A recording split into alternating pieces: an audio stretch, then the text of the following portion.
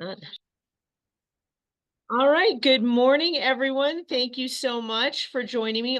It is a Tuesday morning, and we are going to do another Tuesday training and tactics. Today, it is on listing paperwork. I'm sorry, purchase paperwork, not listing paperwork. We did that one last week. Okay, I'm just going to check the chat here real quick. Everybody's good. Just remember that, ooh, wow, it's got old chats in there. That's funny. This is for you guys, not me. Oops. Okay, so let me go ahead and share my screen. And we will get started with our, where to go? Okay, hang on a minute. We'll do that. Let me,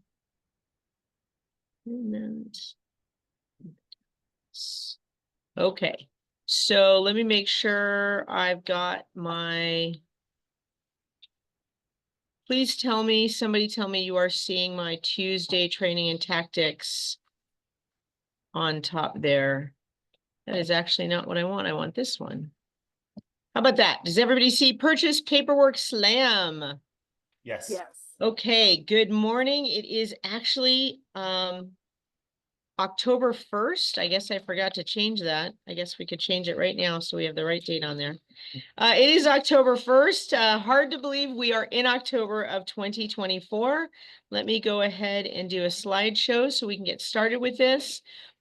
People online, if you have questions, I cannot see you because my screen is too small to have that open.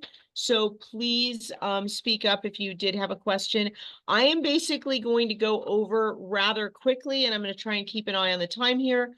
I'm going to go over what documents you need to assemble and the process.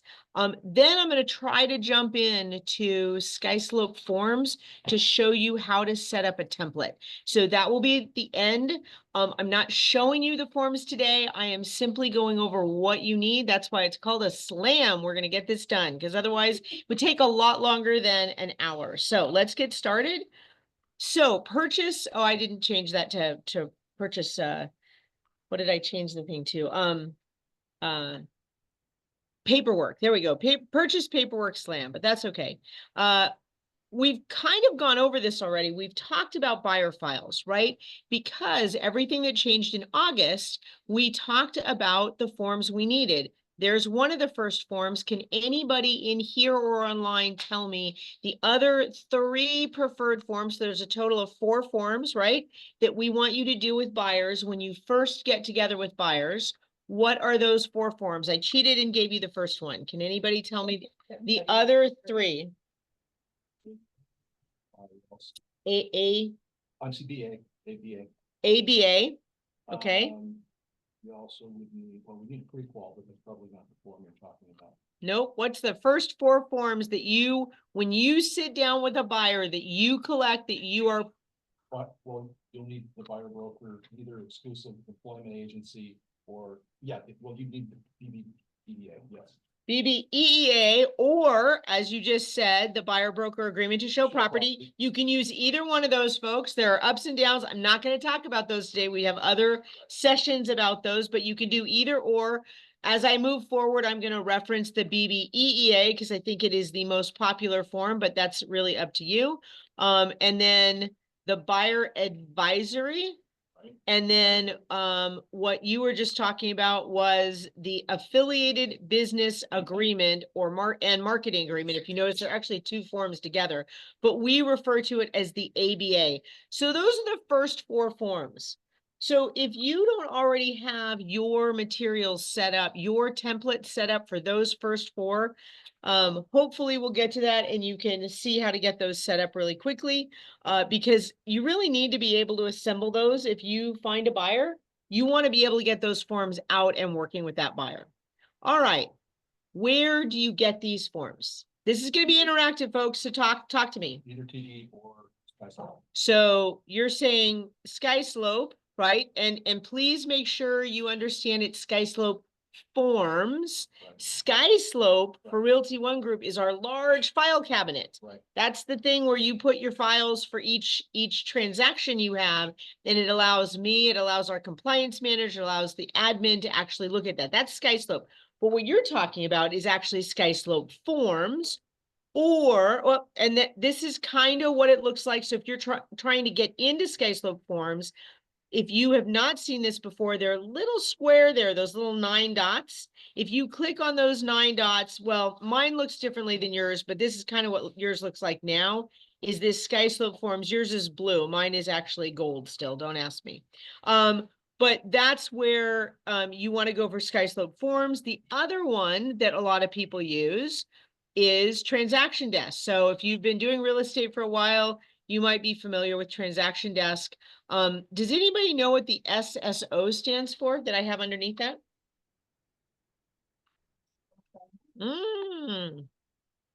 Very good. Single sign-on, because the Arizona Association of Realtors has something called single sign-on. You can go log on to your Arizona Association of Realtors and with a single sign-on get to a plethora of contract documents, forms, tools, etc., including your Transaction Desk. So that's where you go if you want to get Transaction Desk. I'm not advocating either way. You will hear people that have used it for a long time because it's been around a lot longer than Sky Slope Forms. I'm going to try and show you Sky Slope Forms because that is what is connected to everything else we already have. I personally use Transaction Desk because I've been using it for, I don't know, a dozen years. So, okay. So the side of that kind of looks like that. That's the agent dashboard. You can see kind of how you set things up. So a little different than Sky Slope Forms. So, well, that's 2 of the places you can get some of these forms, but there are more forms when you have a buyer ready to write a contract. Where else do you go to get the tools you need to put a purchase contract together? I have to go to AAR because that's where I have. So they're very good. AAR for the Spanish language translation forms. Just a quick reminder, those are for reference. You are not permitted, it's actually illegal, I believe, in the state of Arizona to submit a contract on a Spanish language form. They are for reference. The actual contract has to be in English, but all of the AAR forms are translated. And a little tip, we have all of the Realty One Group forms being translated right now, so we will have those shortly for you. But you are correct. AAR is one of those places. Sky Slope, right? So I just want to make sure you're aware of this. So how many of you have ever seen our document checklist? So this was just revised, right? I hope you've seen this form. If you have not, this is your friend. Actually, all of these columns align with Sky Slope. When you put in a specific one of these headers as the type of transaction you're doing, you get the checklist based on this checklist.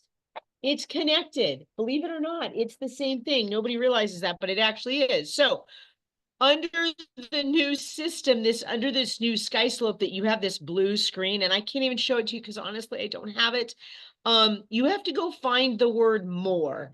It's kind of in the middle and over to the right, and it says more. In order to get to your working documents, you have to go to working docs, office docs, kind of look like that. Does that make sense? Office docs, and then Paradise Valley. So you can find this lovely document checklist. I know it's kind of hidden now. I'm sorry, folks, but that is where it is. I do recommend you go get that. If you have never written a purchase contract before, or if you're writing maybe your second or third, make sure you have this. I talk to people all the time, and I pull this out for folks that have been doing it a long time because they're like, well, what forms do I need? There's a place to figure that out, and that is that document checklist. Where else do you get forms that you would need to write a purchase contract? No, we have not. Well, we talked about transaction, but where would you go to get information on a property? The MLS. You have to go to ARMLS. Why do you need to go to ARMLS? You need a plan? What do you need a plan? Yeah, you need a plan? You need the property file, okay? For you need the Plano too. I didn't actually write it as a Plano, but you should have that property file. Now, I don't know how many people know, but if you're using SkySlope Forms, you need that MLS number. If you're using Transaction Desk, there's a link on that property file. If you click Transaction Desk, and it will open up Transaction Desk. A little tip is you've already have Transaction Desk on another tab. It will actually go right into there so you don't have to log in again. It's kind of nice. But it will pull all the data, the tax information, the owner information, all of that will get pulled over. So it's really important you have your ARMLS open, okay? And again, if you're using SkySlope Forms, that's fine. You can pull some stuff over. Other stuff you may need to reference and may need to see that form. Also, just in case, don't you think you should go to Monsoon and at least look who the owner is? So you have Right? to. And, oh, wait, is it in foreclosure? Like, I mean, you really do want to check out that property before you take a buyer down that slope to write an offer, only to find out that it's auctioning in 4 days, right? You kind of want to know that information. So you do need to go to Monsoon. All right, because you do need the seller information. Now, let's look at this buyer broker package. We obviously already talked about this. But when do you do the buyer broker paperwork? Initial meeting with the potential buyer. Okay, I have initial meeting with the potential buyer. When else? When you have the. Well, I send forms before. We actually have a sit down. Right. Yeah. So you send the forms before you have the sit down. That's great. So they can review them. All right. When must you have your buyer paperwork done before? You show a house. Before you show a house. Thank you very much. Yeah. Understand that that is now required. So if you submit to SkySlope the buyer broker paperwork and it is dated October 1st and you are under contract on October 1st, I get a lovely little flag that says, ding, ding, ding, they wrote the paperwork on the same day that they wrote their contract. That's impossible. You have to get, yeah, right. Well, it's not No, impossible. what I mean is they're busted. There's- Well, it's not impossible. I understand it can happen. Yeah. But please understand, you will be getting an email or a phone call.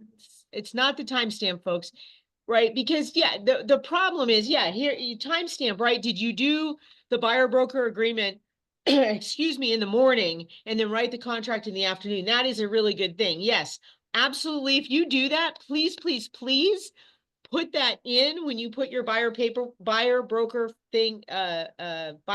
exclusive employment agreement. Go ahead and actually load on top of that it was signed in the morning. I would greatly appreciate it. I'm not going to end up having to call you because otherwise I'm required to reach out to you to find out why you signed a buyer broker agreement with the buyer on the same exact day that you went under contract on that deal. Now, are there explanations? Sure. You're holding an open house. Somebody walks into the open house, says, I really like this property. You represent the seller. You don't need anything at this point, right? Right. And then they call you the next day. Doesn't even have to be the same day. Call you the next day and say, hey, I really liked that open house yesterday. I'd like to write an offer. What's the first thing you have to do? Are you well, they're calling you. Buyer broker with another agent? Did you sign a buyer broker with another agent, right? Those are good questions, right? So either the buyer is going to be an unrepresented buyer or you are going to represent them and do a dual agency, a limited representation, right? And so, yes, it can happen, right? But the number of times it should be happening is really should be getting smaller, right? If you're going out with buyers and looking at properties, that buyer broker should be here and your purchase offer should be here. Not saying always, but please understand you will be hearing from me because I have to do that. Let's go back over what are these 4 documents. Folks online, chime in. The ready form. What else? Buyer broker. The buyer broker exclusive employment agreement or the other one. Buyer advisor. Buyer advisory. No, not the SCA. The affiliated business agreement and marketing agreement. Why am I bringing this up again? Because you have to start there. If you don't have these, you should not be writing a contract on behalf of that buyer I get you could have an unrepresented buyer, but let's focus on actually working with our buyers here. All right. Now you're ready to write an offer. Your buyer broker package is already done, right? I'm gonna make the assumption you did that on Sunday. It's already taken care of. You have your signatures, even there if they're electronic. For those that are using SkySlope Authentisign, I'm sorry, SkySlope forms. Actually, no, it's Transaction Desk. I was a Transaction Desk automatically puts them down under your document. So I don't know where they end up in SkySlope. So I'm assuming they are available to you after they've been signed in your SkySlope forms that you've already got them signed. Because what is one of the documents that's already signed? One of the documents that's already signed that needs to go with your purchase contract. Just one. Agency. The ready form? Agency. The ready form, right? So you need to know where that signed version ended up in your system. So when you write that purchase contract, you can pull that over. You do not have them sign another agency over and over. Can you? Yes, but they've already signed it. So take the one you already have. All right. Hi, So- Melissa. Yep. Hi, quick question. Okay. This is Jason. Hi, Jason. Hello. It would be helpful in SkySlope if the buyer advisory was part of the buyer broker documentation. I know there's 4 required, but that one actually falls way lower in the sales documentation list. I don't know if you've noticed that In SkySlope forms. in the checklist. So when you go to upload your pre-sales, Oh, in the checklist. yeah, Yeah, well, there are quite a few because, yeah, it is required. It's because there are other things down there. But I can certainly ask if we could move the buyer advisory up on that checklist. They just finished redoing the checklist, but I'll see if I could get that redone. I get it. You're right. Yeah, in the online checklist, I mean, right? In the actual SkySlope checklist. Yeah, I don't know if they can move that easily. That's a really tough one to maneuver. Okay. That's It's not a big deal. It third just party help- form. Yeah, this kind of helps conceptualize the pre-sales documentation. That one happens to fall much lower outside of that group. But just a I thought. understand. Okay, so let's go ahead and talk about what we're going to put together. What are the other documents we need to write a purchase contract? Market conditions, wire fraud, pre-qual. I'm gonna say pre-qual. Well, let's start with the purchase contract. That would be a good one to start with. And then, somebody shouted this out earlier. Yes, the seller compensation addendum is needed. And I'm bringing this up early because I think people are not necessarily remembering that they need to include it. And because it's a new document, I want to make sure it's at the front of your mind, because if you do not do the SCA form, who is paying your compensation? Buyer. Buyer. And who's going to be at that fault for not putting it in there? Right, Us. again, Us. How happy is your buyer going to be if you didn't bother negotiate that? Like you said, don't worry, I'm going to negotiate this. And then you fail to include that document. I think that's calling for a huge commissionectomy really quickly. I Yes. just received an SCA with an offer. And she, for some reason, sent the BBDA to me I'm getting them all the time. and. I'm seeing them all the time. she Forgot to sign Sign what? The the BBDA. Oh, She did not sign it. so it's not actually an executed document. I was nice enough to wait. Yeah, well, that was very nice of you. So, and Training. I did just get a call from somebody that said the SCA was not delivered, but they had talked about it. I'm like, well, you're 3 days from closing. You better figure out what you're doing. And they represented the seller. I said, either your sellers are going to have to agree to pay it, but the SCA has to be signed by who? What 2 entities sign the seller compensation addendum? Seller buyer. The buyer and the seller. So it's not like you can sneak that document in there, right? And I'll talk about something else here in just a minute. So, and or, right? What do I have? And or, what's the other document that can go right here? Doesn't actually go with the purchase Yeah. contract, but Cab? I want you to understand there's a cab, and I'm going to explain this here, right? This is the compensation agreement between brokers. This is what this looks like, right? This is the cab form. I know you guys don't read my newsletter, but on my newsletter, I have on there just a warning. Could somebody read to me from this agreement is contingent? Could somebody read what number 1 there is? This, Number 1, the Yep. fully signed agreement being delivered prior to or with an offer made by buyer to purchase or lease the premises. oh my gosh, prior to or with an offer. If you send the cab 5 days later, is that valid? No. No, No. that's why in my newsletter on Sundays, I have a whole big old block saying, if you have a cab, it must be delivered prior to or with your offer. It's contingent on that. Anything, so if we, the new builds, we close. So that- the question is a new build. So remember, new build contracts are different. It's the builder's contract. And what is one of the things you do at a new construction site immediately upon entering? What do? Agent sign it. You register your client, and if they write a contract, what is a page that they have in that contract? The agent's compensation. The agent's compensation. The builder's got you covered. We don't have to even- None of this applies to new construction because you're already in that contract, okay? Now, buyer broker agreement, yes, you still need a buyer broker agreement, but you're covered on the other stuff. As So- far as the SCA, Yeah, it doesn't apply. It's Right. not an AAR contract, right? okay. So, or compensation agreement between brokers, you're not getting a builder to sign that. They already have their form, you're fine. Right. But I just need everybody on here to understand, if you're gonna use a cab form, it must be delivered. So let me show you seller compensation addendum.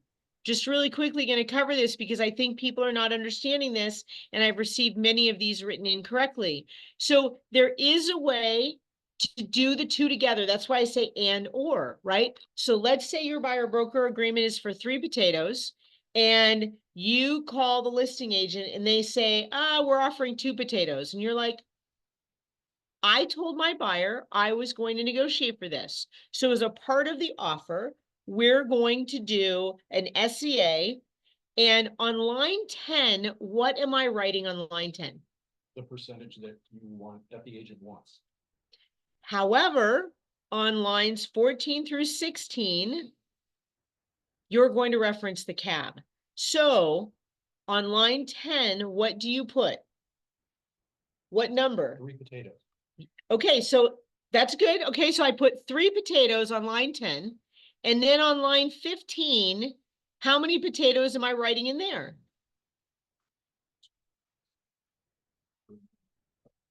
3 again. Well, but didn't you call, what is on the There's buyer, 2. the buyer, 2. the cab was 2, okay, that's great. Now I want you to read for me this line right here. Ami, read this line, line 16. So, which is independent of and in addition to the compensation in the addendum. In this addendum, so if you put 3 on line 10 and you put 2 on line 15, how Fine. much compensation did you just assign to that seller? Fine. 5. Yeah, and I've had listing agents sign those and put those through and be like, oh, we got this all done. I'm like, really? Congratulations. And where is your seller paying for these additional compensation for potatoes, right? So that is not how you fill out this form, folks. If you have a cab, you fill out lines 14 through 16 first. What is the number there? If that 1. number is 2 potatoes, you put 2 potatoes down there, right? And then line 10 is the difference you're trying to make up. So you put a 1 on line 10, right? So 1 plus 2, right? In addition to, I just had to think it backwards. Yeah. little math, word math. I know people don't like word math. I happen to be a math geek. I love math, but it's little word math, right? In addition to what is already on the cab. Now, Melissa, I have a question. yep, For 15, it says seller broker has Yep. agreed to compensation. Okay, so wouldn't that be the one and then above would be the two? If the seller agreed to pay two? Can you tell me what's on the far right of line 14? Compensation agreement between brokers. That's the cab form. So what is on the cab form goes on line 15. Okay, so if the seller had agreed to pay two, right, that No. goes on 10. No, Oh. because 10 hasn't, this document hasn't gone anywhere. The cab form is 14 through 16. Okay, So if you call a listing agent and say, hey, is your seller agreeing to pay buyer broker compensation? And they say, yes, in fact, they are. They're going to pay 2 potatoes. Okay, great. Thank you. Are you using the cab should be the next question. Or can I send a cab over to you? And the answer is either yes or no. Personally, and I'll explain this in a second, what I personally would prefer. But if that's the answer you get, and again, you're looking for 3 potatoes, then on line 15, you write 2 potatoes. And on line 10, you write that additional 1 that you're trying to ask for now, right? Mm. The other one has already been signed by the listing agent, and you as the buyer broker are going to sign the cab. So again, it says pursuant to separate written agreement. It's already signed. We already know the 2 is already there. So that it's set, okay? But if you're looking to ask for more, then on your SCA on line 10, you ask for that 1 potato more. I've got blank stares here. Is everybody online and here okay? Really close. It's just. Okay. it's just, Hold on a second online. line 14 through 16, only if this is the SCA.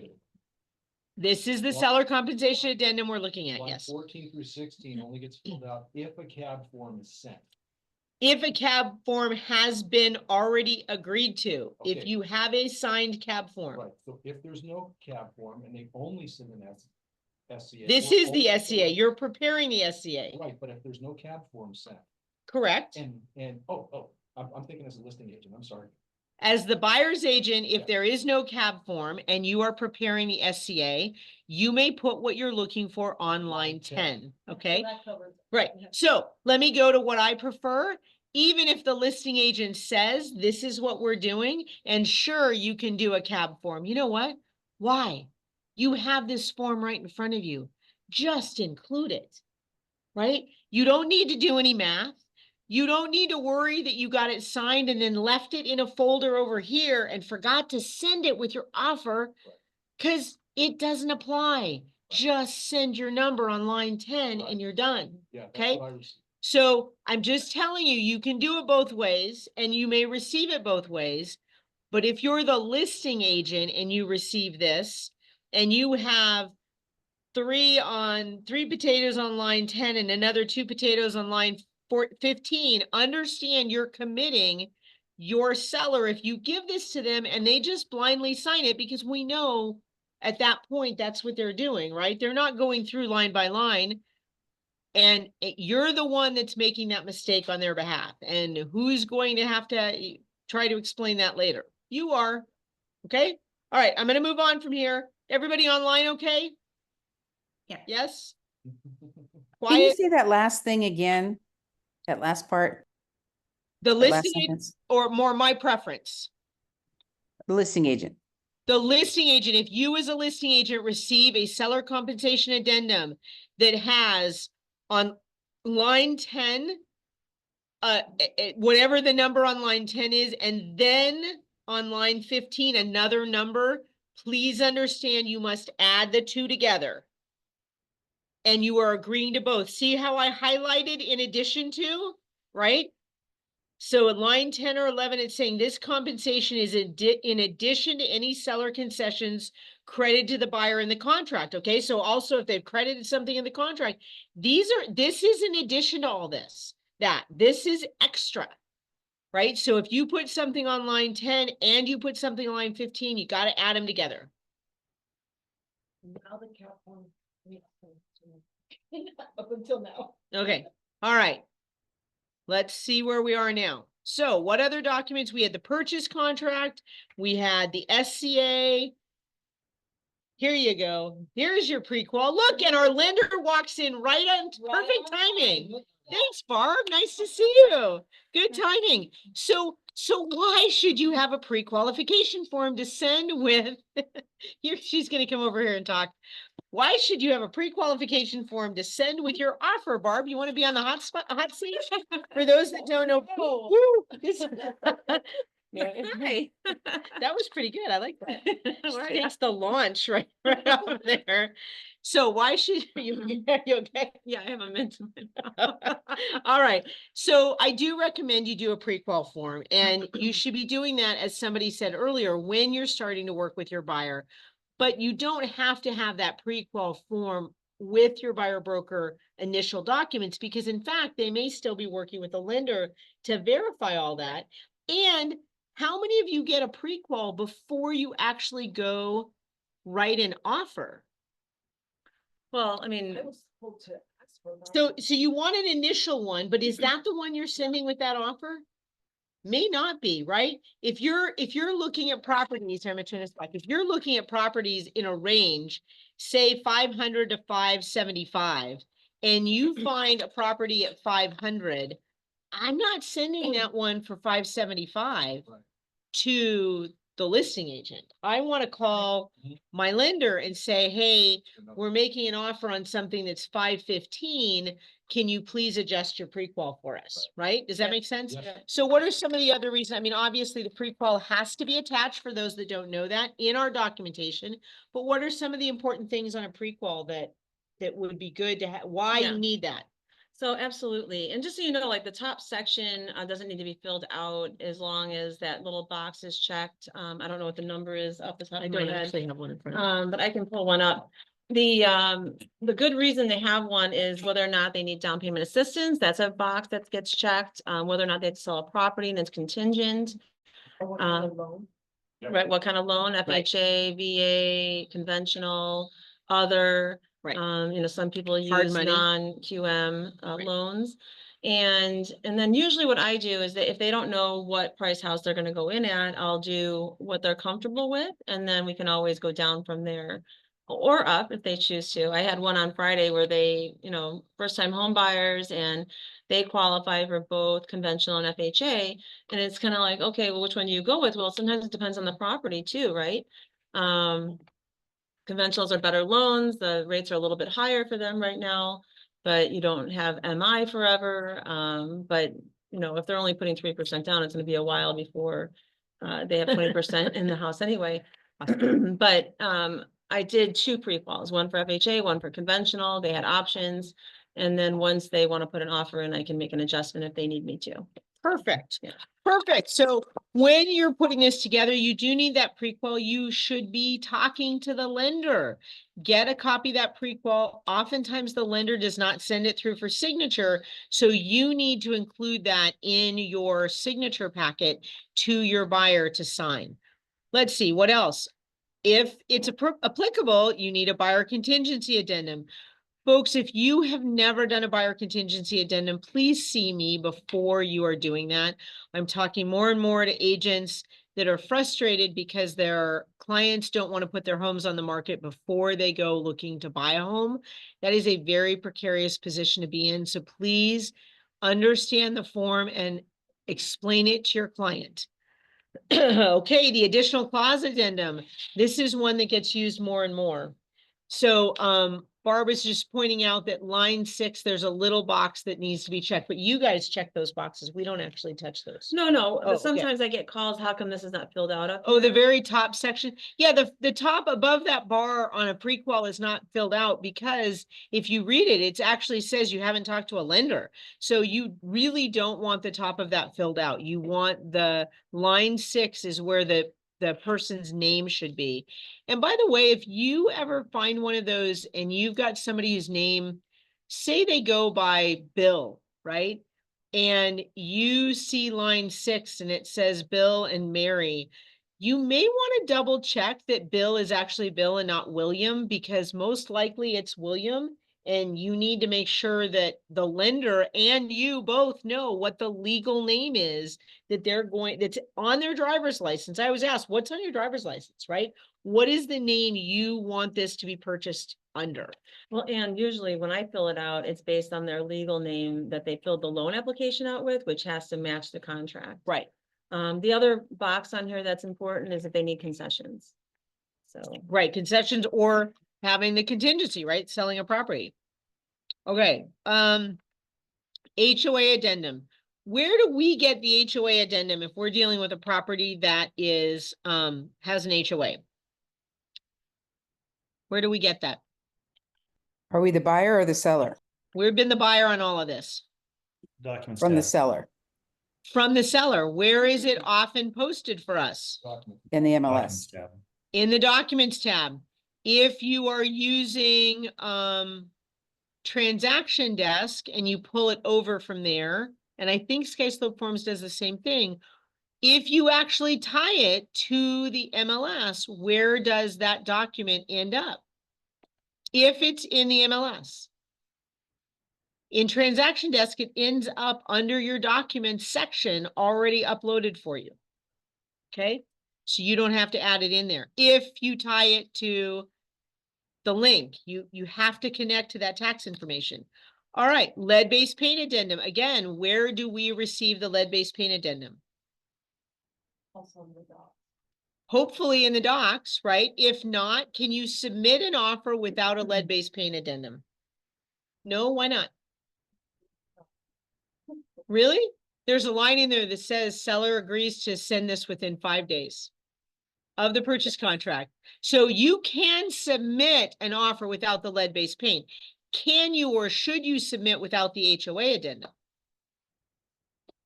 You should not. And why? I don't know what. Fees. What are the costs? You're negotiating a contract. I always love it when people write in the contract, and in the contract, all parties agree that they're going to execute a lease. And what happens if they don't? I don't know, but I don't see the lease. So if your clients are signing that and they're agreeing to a lease and you don't know the terms of the lease, please don't have your clients sign that. Please say, I need the lease. And if you're writing that, please stop writing that. You can't say they're going to agree to something in the future when you don't know what they're agreeing to. Is the seller charging $2,000 a day? I don't know. I don't know what's on that. Like you're saying, sure, we're going to agree to a lease. What's on the lease? You know, their firstborn's included. They're leaving their Camaro. I don't know. You can't have a client sign for something future that you don't know about. You're not protecting your client in that scenario. Okay, let's see what else here. Solar addendum. Did everybody know there's a solar addendum? Who fills out the solar addendum? No, The seller. no, the buyer does. It goes with your purchase contract. 'Cause Right, it- but don't they have this, shouldn't they have the solar addendum on the documents tab? Because how does the buyer know what kind of agreement they have for the solar system?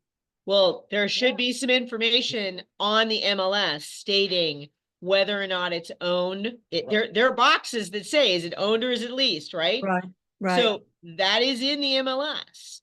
I like a solar info form that I like my sellers to fill out, but is it required? No. Just so you guys know, the solar addendum was supposed to be redone in 2024. Guess what got shelved when 18 other forms had to be dealt with? The solar addendum.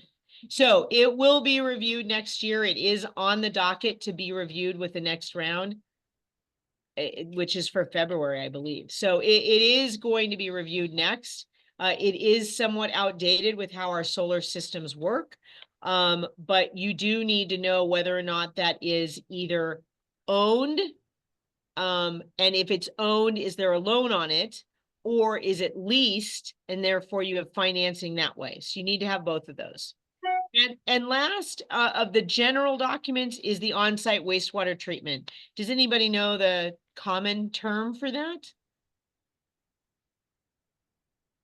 What is Septic. septic? Yay! You win. Yes, septic. The on-site wastewater treatment is the septic system. It means you are not on the city sewer system. All right, so. All right, additional disclosures. We didn't cover everything on our information check, on our doc checklist, but some of these are not for the seller. You do not need to send these on to the seller, although I crack up that I get some of these. And hey, big tip, if you're doing the buyer advisory, first of all, you do not need to send that on to the seller. That's not you, the buyer, you're working for the buyer. You do not need to send that to the seller. It's nice if they do, but you do not need it. Please, please, please do not send that as a part of a combined packet. If so, you are liable to not be getting your emails through to agents. That document, the way the computer system pulls that document is like a bunch of pictures, and it's huge. It's like 7,000 KB, and it just clogs up your email. All we need for our system, does anybody know what page number it is? The last one with the signature. Is page 13. All we need is page 13 from the latest version of the buyer advisory. We do want to make sure you're sending the buyer advisory, but we only need page 13. Okay. Wire fraud. We haven't talked about that. You still do need to have your client sign the wire fraud. In fact, many people might include this with your original buyer broker packet. That's fine. It is something, though, I highly recommend you talk about again as you are writing the contract, because what is the first thing the buyer does after you go under contract? They wire money. So please have this conversation. All right, next is the market conditions advisory. This is not required. Quite honestly, it's a little bit of a funny form, but it tells people the market goes up, the market goes down. I always use it as a good opportunity for a laugh with my clients when they're getting really stressed out. It's a lot of fun to say, look, lawsuits have led to us having to say the market goes up, the market goes down. Wonder what that lawsuit was. I have no idea, and I'm not going to look it up. Any of you that are legal folks that want to actually figure it out, go for it. Let me know. I'd love to know. But seriously, it is just an opportunity to have a fun conversation with your client and make it a little lighthearted, because at this point, they're probably starting to stress with all the information you've given them. All right. Last, you need that MLS printout, and you know that once you go under contract, we do need that in our system. Which version of the printout do we need in our SkySlope files? Private. The private version. I'm hoping all of you understand there is a private and a public version. You should always be giving the public version to your client. Why are you not giving them the private version? Excuse me. Why are you not giving the private version to your clients? It has remarks on there, right? What are some of the remarks it has on there and information it has on there? It might have, say, a seller's phone number, might have gate codes, might have lockbox codes. So please make sure you know where your toggle is between private and public. We need the private version because our office staff needs to know a couple of different things. They need to know if you're on the listing side, we need to know when your file expires. We don't get that on the other side. But we need to know the contact information of the other agent. We need the company info. We need to be able to verify some of that stuff. So that's why we need that one. Okay. I believe we're ready to write an offer. I still have about 12 minutes. Your buyer broker package is already done. So let's set up a template. So I am going to stop sharing my screen. Let's see. Whoops. Need to open up something in the background. Hang on a minute. I will get reopened here in just a second. I know you're not seeing my screen. Just hang on. I gotta get to SkySlope, and then I will reshare my screen.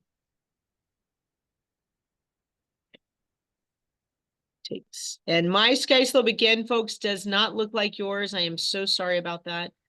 I don't know whose idea it was to create two different versions of the SkySlope stuff, but they did. Okay, let me share my screen again, and we will. Where'd it go? There we go. Okay. Hopefully you guys can all see the SkySlope now. Yes. Online, that's what you're seeing. Yes. Yes. Okay. So again, I'm not using SkySlope. I'm gonna go up here to the apps. And I'm gonna go to, you guys can probably see it, SkySlope Forms, okay? And I'm gonna open up SkySlope Forms. And now you see the blue in the background here. So they do actually have a thing here that says out of there. Oh my gosh, really? I do not want this. So, I don't know if I can get a little smaller. That's interesting. Okay. So you can start a buyer agreement, but actually what I want you to see is up here, there's something called templates. To me, do this once and you're going to save your time over and over and over and over again. If you don't take the time to set this up, you are wasting time every time you have to fill out the buyer package. So please go to templates, create a new template. You can see I have several up here that I've created in the past. You're going to create a template, and this time we're talking about you have a seller, which you'd look at the seller stuff, landlord, the landlord listing agreements, tenant, the tenant agreements. Other is if you've got other miscellaneous stuff that you do frequently and you want already preset. Let's just go to buyer. And let's see, there's a start down here, I'm sure, or something. I don't know why my screen is not quite showing this. So we're going to do buyer, and I'm going to call this test template. Okay. And we're going to continue here. And Melissa, if they work in transaction desk, you can set up templates in there as well. Absolutely. Absolutely. And if somebody wants, I can do a template session for transaction desk. Again, that's what I use a lot, but I know a lot of people are using this. And if you've not taken the SkySlope Forms training, it's on video. You can always look at it, but they also do follow-ups once a month with Justin live on Zoom. I highly recommend you go through those trainings. It's all of about 2 hours, and it's going to help you understand not just SkySlope, but SkySlope Forms. Okay, this is really easy, but what I need you to start with is you need to check your libraries. We were having a lot of problems earlier with libraries. You need to make sure that you have at least these top 3. The bottom one should be your association, whether that's Phoenix, Scottsdale, or in this case, We Serve, which is where I belong, that I am a member of We Serve. So AAR is the Arizona Association of Realtors, ARMLS, because ARMLS is the one that does actually our listing contracts. And then we want the Realty One Group corporate library. This is one of the advantages of using SkySlope Forms is you do have immediate access to our documents in there, okay? On transaction desk, you have to pull them down. But again, once you've done a template, it's not a big deal because they're already in your template. So you need to make sure those libraries are there. All the libraries are in there. And this is as easy as doing this. So I'm going to start by doing purchase. And I'm going to scroll down here. And I'm going to look for the one that says residential real estate purchase contract. Now, little tip, don't click on that because it's going to open the document. We're working on creating a template, so all we want to do is click add. All right, and I go back up here and I type another name. So let's see, seller comp. I don't even have to go very far. Seller compensation addendum. Now, if I were on the listing side, I could do, well, you could do unrepresented seller. I would leave this to the basic and just add the seller compensation addendum. So we talked about, now let's talk about our original buyer broker stuff, right? So we can do the buyer broker. Is that not called that?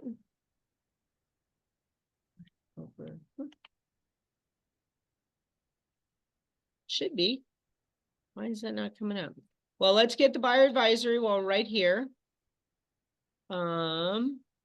I don't know. Oh, because it's got a dash in there. I always make that mistake. Okay. Now on my template, I may put in my template both the agreement to show property and the exclusive employment agreement. We can delete whichever one we don't want, but it's already in the template, right? Or you could actually set up your little group of 4 documents, right? The little buyer brokers thing. You could set those up as a separate template if you just want to have those and only those, that's fine. So what else should I have in here? Look, I can look down here. I've got the buyer wire fraud. We know that. We did not do the ready form, right? So why is it called the ready form? Because it's the real estate agency. Look, now there are two of these. I'm representing the buyer here. I want to make sure we're adding the buyer version. Okay. What are some of the other documents? Let me see my list here that I want to add here. We're not going to do the pre-qual because we get that from somebody else. We're not going to add the HOA addendum because we get that from somebody else. Lead-based paint we get from somebody else. I'm not necessarily going to put the buyer contingency or the additional clause addendum in there, or the solar on-site wastewater. Those can be added if you need them. I think I already did wire fraud. Whoops. It's already added, so I don't need that again. Market condition advisory, right, for buyers. We want to add that. I think that's everything. Did I get everything, guys? Oh, we could do consent. Oops, where am I? We could do consent, or you don't have to, right? Because you could add that later. Consent to limited representation. We can add it right now. The other ones I always have in here on the buyer side is I do the inspection. I do put the residential inspection. I do put the Binzer in there. And what's the other form I might put in here that I want to make sure I don't forget further down the transaction? I don't, because I add that only if I need it. But what is something I need on every file if I represent the buyer right before closing? Final walkthrough? Thank you, thank you. So I actually do put the buyer pre-closing walkthrough in here up front, just so I know I have those two forms, okay? Now let's see if I can figure out where. This is making it very difficult because I can't see the rest of my screen.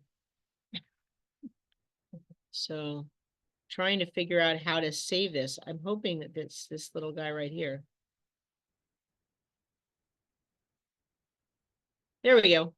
There's a button down there that I couldn't show you. It allows me to save it and create the template. So again, this is a template. We're not working for a specific buyer. What you're going to go through here on this template and put in are things that you are going to want for every single contract. All right. So we don't know the buyer or seller's name. We don't know the address, city, state. I'd love to put Maricopa because most of my stuff was in Maricopa County, but you can't put that in there because it rejects it because it has to have the rest of the address. You can't put the legal description. You can't put purchase price or earnest money. Now, some of you, I've seen all sorts of things to be paid to title. I've seen that. I don't particularly like that because down below, I think it says earnest money in the form of, and it goes to, where does it go? Now that box I would absolutely check, because guess what? Realty One Group does not have a broker trust account. Please don't ever, ever, ever, ever check that box, okay? So if you know your client actually has a checkbook, if you know your client knows what a check is, you can check that box. Otherwise, I would be doing wire transfer or other. And then, because some of our title companies actually have a way they could write a check and actually do a photo deposit. It's kind of cool. So it just depends. Let's go back up to earnest money. So I like writing this. You can modify this if you want, but I'll talk to the lender here in just a second. To be used for buyer acquisition costs. Now, why do I use the word acquisition instead of closing costs? Does anybody know online?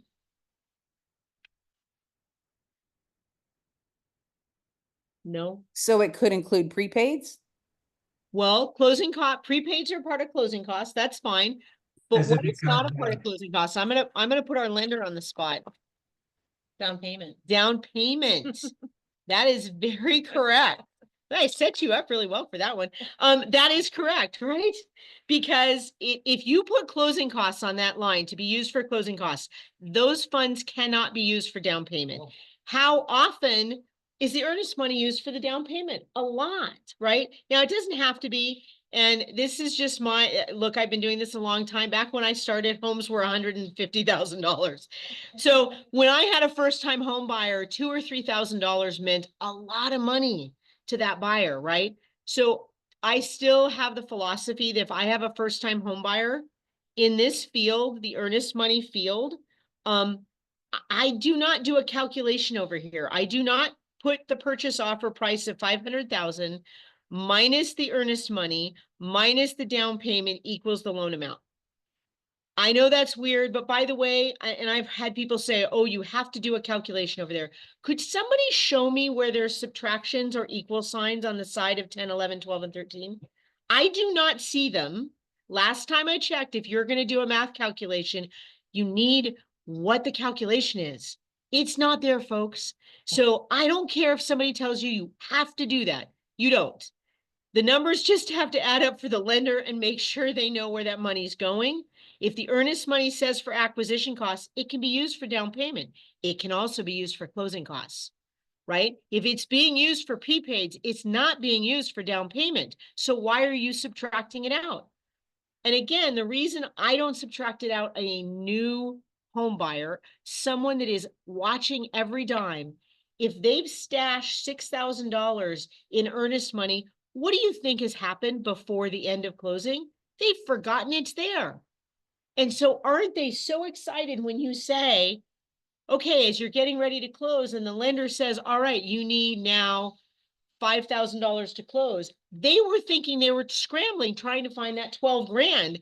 And they're like, oh, okay, I can cover that, right? Because you got a little bank account, savings account they forgot about. And trust me, they forget about it. It's unbelievable, right? So Barb's sitting over her shaking her head. So yes. Okay. So the next line, you can say additional funds for, you could say for down payment or at COE. Those are your down payment funds. Here, again, I'm old school. I'm going to say first loan. Let's see if Barb knows why I would say first loan. She's been doing this a little while. What did we used to do? What we used to do? Yeah, we had first loan. And what else did we have?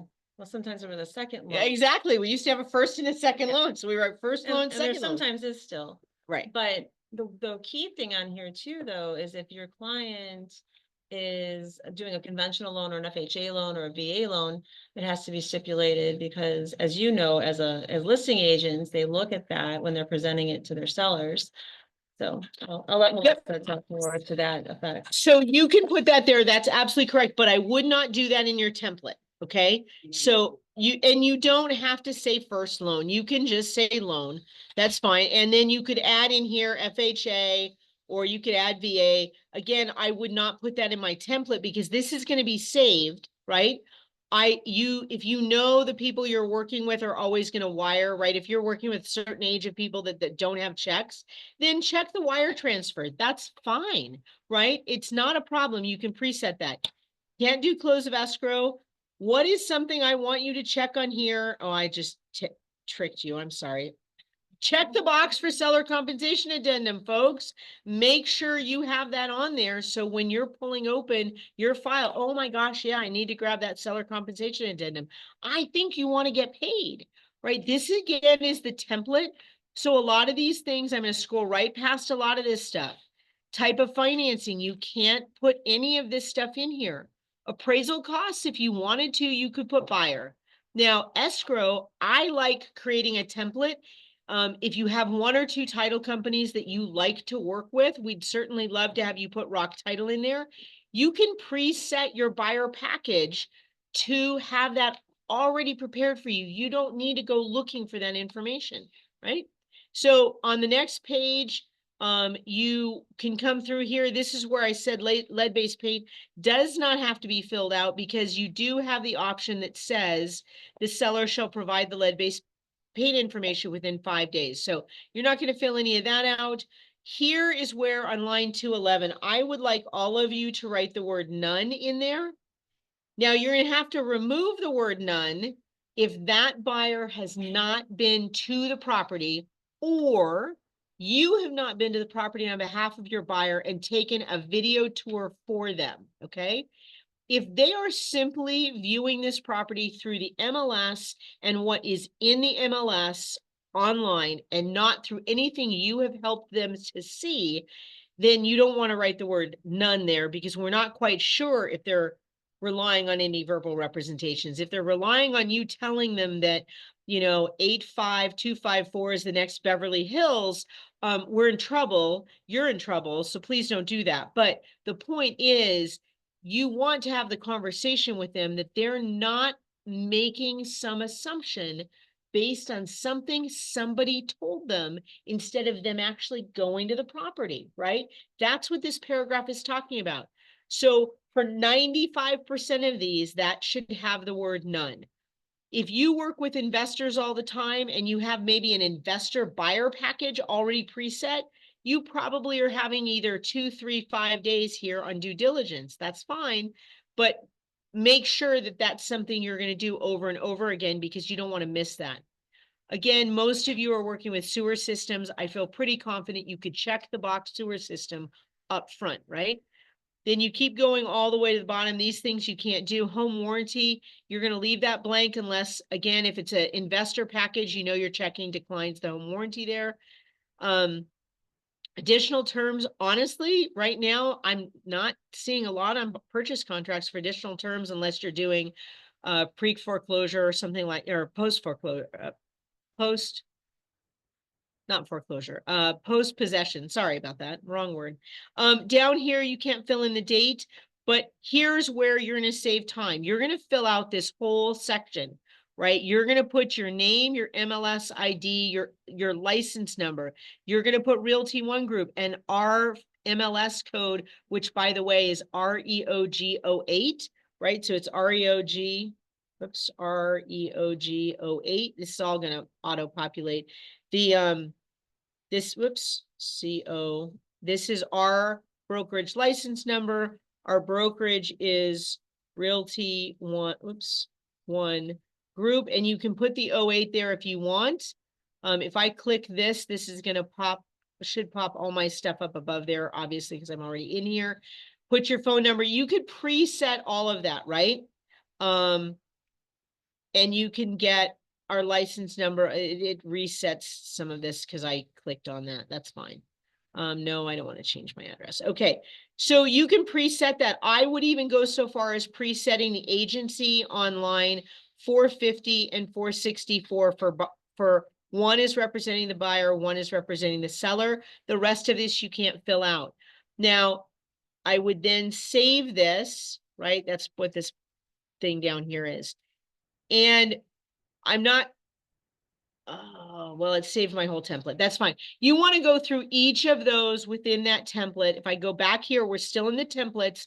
I can go into each of these. So seller compensation addendum, I can go through this. If it opens up here. Ooh, black version. That's interesting. Black background. All right. You can check the first one if you want to do the undersigned buyer. I don't know if you're doing 2 buyers, right? So here's the only thing I would recommend is I honestly don't recommend you preset your percentage amount or your dollar amount on this document. Yes, this is a template.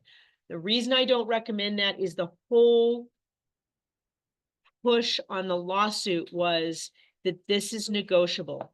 If you have this preset and you say this is the only thing I do, then are you really being negotiable? Now, that isn't to say that you're not going to say that this is what I work for. You have the right to explain what you work for, but you should be explaining that. Now, some of you do have options on that. Some of you do have a light version, if you will, of what you will provide to a buyer. Okay, that's fine. But here's the other scenario. You have gone to see one property and, I don't know if you got down payment, there are lots of different ways to negotiate. I'm not going to do that on this because this is just on the forms. Trying to think of some of these other ones that you can preset. Your buyer agency should be preset. You need to have the buyer boxes set for buyer and to show Realty One Group and this. Then guess what? All you have to do is put a name on there. This just saves you time and you don't miss boxes, right? Does that make sense? And now I'm gonna just go ahead and save this. If I go out of here now and go to files, I just want to show you how this works. Let's see, I want to create, and we're gonna create for a buyer. We're just gonna say Jody Smith, J Smith at AOL.com. You got to figure there are 20 of those out there, right? So the property,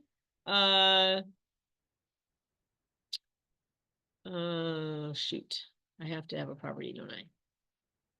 Let's see if it'll do this. So actually, I just want to show you, right? Would you like to start with one of your templates? If I click the buyer test template and click that, then when I open this up, I'm just going to do 1, 2, 3 East Main Street. I love doing Main Street, right? We actually have it in Tempe and Mesa, I think. Okay. Look, Mesa, Arizona. All right, that's going to fill out there. And now I'm going to go ahead. Where is, does anybody know where this is? On the bottom? How do I get this to the next? Oh, it wants a unit number. That's fine. Anybody see where I go next? Sorry, I do not use this normally. Is that when you put the import? I got the import, that's fine. Oh, I didn't click import. Yeah, right there. Oh, Is that what it's having problems with? that's the only thing it looks clickable to me. Yeah. Shoot. Somebody want to give me an MLS number? Throw one in. 6, 5, 4. There, you pick one right there. Just highlight it. There we go. All right. Did it click it? Import. All right, maybe that'll, there we go. Now is it going to give me, it's still not letting me. That is weird. There should be something that takes this over. Anybody that uses this a lot, help. That's so weird. Do you need a primary client? I have it. There's a name there. Hmm. No, that's just how you save the file. There should be something else here. Maybe I just hit enter. That is bizarre. Okay, well, folks, what I wanted you to see is you can actually get into your template here. I have no idea why this did not move to the next screen. I have a feeling there's something I cannot see. But I know I've run over. It's 11:11. I don't want to end on not showing you how to do this, but what is this? Anybody else there got any ideas? Oh, purchase agreement. I don't know what that, no, I want to do this one. That's the one I want. I just don't know why there isn't, it isn't going over. So I'm going to close this up. I'll answer questions. Let me stop sharing here and let me stop recording. Weird. Did it stop? Yes.